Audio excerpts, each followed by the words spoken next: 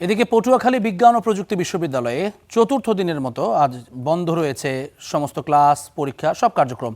সেখানে আন্দোলনের খবর জানাতে আমাদের সহকর্মীর সঙ্গে যুক্ত হচ্ছে আব্দুস সালাম আরিফ।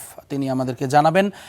আরিফ, আমাদেরকে একটু জানাবেন, আজকে চতুর্থ দিনের মতো টানা এই যে আন্দোলনটি চলছে, শিক্ষক শিক্ষার্থী সবাই রয়েছে, তাদের এ ব্যাপারে আসলে কোনো আশ্বাস পেয়েছে কিনা, এক নম্বর। আর দুই নম্বর হচ্ছে যে কবে নাগাদ আসলে তারা, মানে কতদিন লম্বা এই আন্দোলনটি তারা করবেন, এরকম কোনো কথা তারা জানিয়েছেন কিনা?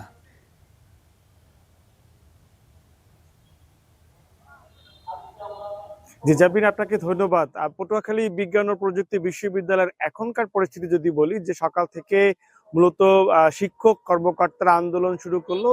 দফায় দফায় মিছিল নিয়ে এই আন্দোলনে সম্পৃক্ত হয়েছে বিশ্ববিদ্যালয়ের শিক্ষার্থীরা, সাধারণ শিক্ষার্থীরা।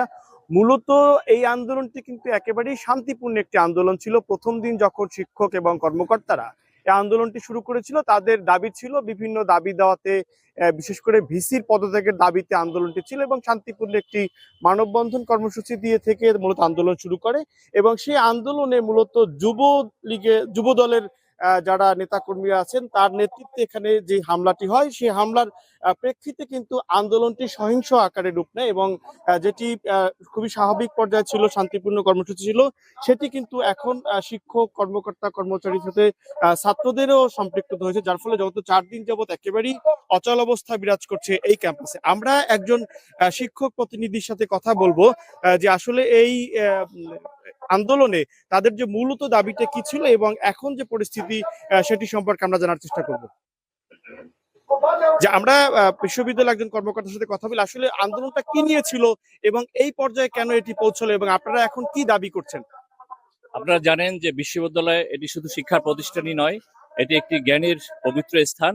এখানে এই জাতির চাহিদা অনুযায়ী, শিক্ষার্থীদের চাহিদা অনুযায়ী আমরা যখন দেখলাম যে বিশ্ববিদ্যালয়ে নানা রকম ব্যত্যয় ঘটছে, অনিয়ম, বিশৃঙ্খলা চলছে, এটার বিরুদ্ধে সর্বস্তরের শিক্ষক, কর্মকর্তা, ছাত্রছাত্রী, কর্মচারীরা এখানে শান্তপ্রিয়ভাবে এখানে তারা অবস্থান কর্মসূচি পালন করতেছিল।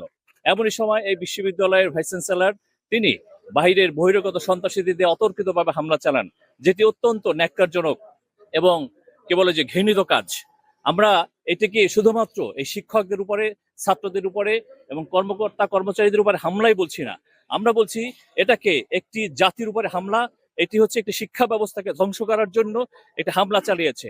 এবং আমরা মনে করি এই যে আমাদের 5ই আগস্টের পরে এই বৈষম্য বিরোধী আন্দোলনের মধ্য দিয়ে বিভিন্ন চড়াই উতরাই পড়ার পর এই বাংলাদেশের নতুন একটি গণতান্ত্রিক সরকার তৈরি হয়েছে, এবং আমরা দেখেছি এই সরকার অত্যন্ত চমৎকার ভাবে, অত্যন্ত সিম্পলিসিটি এবং সাধারণ মানুষের জন্য কাজ করে যাচ্ছে, এবং গণতান্ত্রিক যে প্রক্রিয়া বাংলাদেশে শুরু হয়েছে, আমরা মনে করি এই গণতন্ত্রের বিরুদ্ধে, বাংলাদেশের বাক স্বাধীনতার বিরুদ্ধে একটি চরম আঘাত।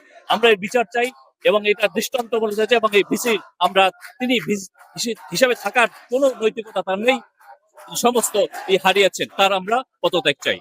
ধন্যবাদ আপনাকে। দর্শক, যেটি ঝুলছিলেন যে এখানকার যে আন্দোলন সেটি কিন্তু চলমান রয়েছে এবং তাদের আন্দোলন চলবে। আরেকটি বিষয় হচ্ছে, যাকে নিয়ে আন্দোলন, পটুয়াখালী বিজ্ঞান ও প্রযুক্তির যিনি ভিসি রয়েছেন তিনি কিন্তু বর্তমানে ক্যাম্পাসে নেই, যে কারণে এই আন্দোলনটি আন্দোলনের যে তীব্রতা সেটি কিন্তু বাড়ছে, এবং তারা বলছেন যে এই আন্দোলন তারা চলমান রাখবেন। পটুয়াখালী বিজ্ঞান ও প্রযুক্তি বিশ্ববিদ্যালয় থেকে আমার কাছে এই ছিল সর্বশেষ। জাভলিন, ধন্যবাদ আরিফ আপনাকে।